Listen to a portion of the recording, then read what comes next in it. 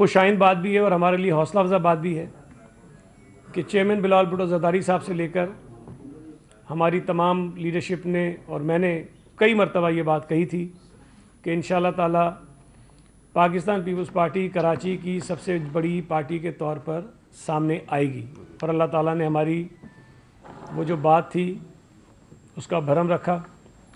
اور کراچی کے لوگوں نے ہمیں ووٹ دیا، اور وہ جو خناس پی ٹی آئی کے دماغ میں تھا کہ کراچی ان کا ہے وہ نکلا۔ حافظ نعیم الرحمان صاحب کو مبارکباد پیش کرنا چاہتا ہوں کہ جماعت اسلامی کی کارکردگی بہت اچھی رہی ہے اور وہ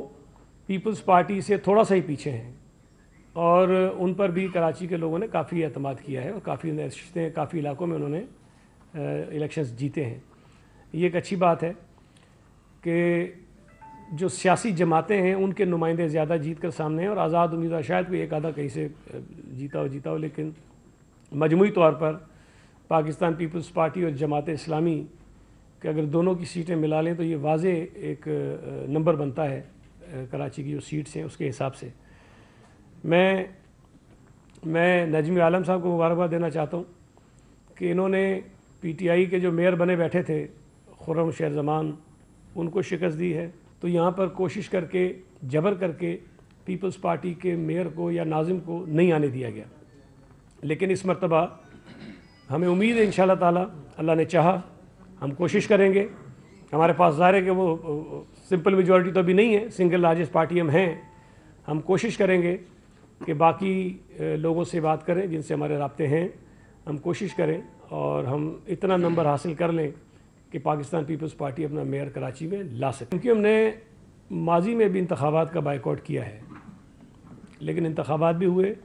لوگ جیت کر بھی آئے، اور پھر وہ چاہے وہ قومی اسمبلی ہو چاہے وہ بلدیاتی ادارے ہوں، وہاں سے منتخب ہونے والے لوگوں نے کام کیا۔ ہماری تو یہ خواہش تھی کہ ایم کیو ایم انتخابات کا بائیکاٹ نہ کرے، الیکشنز میں حصہ لے، لیکن خیر انہوں نے اپنا فیصلہ کیا کہ وہ بائیکاٹ پہ جائیں، لیکن اب یہ نتائج سامنے آ گئے ہیں۔ ایم کیو ایم کا حق ہے کہ وہ احتجاج کریں، بیانات دیں، جس قسم کی باتیں کرنا چاہتے ہیں کریں، ہم ان پر کوئی پابندی نہیں لگا سکتے، لیکن جو لوگ جیت کر آ گئے ہیں وہ انشاءاللہ تعالیٰ اپنی مدت بھی پوری کریں گے اور کراچی کے شہریوں کی خدمت بھی کریں گے۔ جماعت اسلامی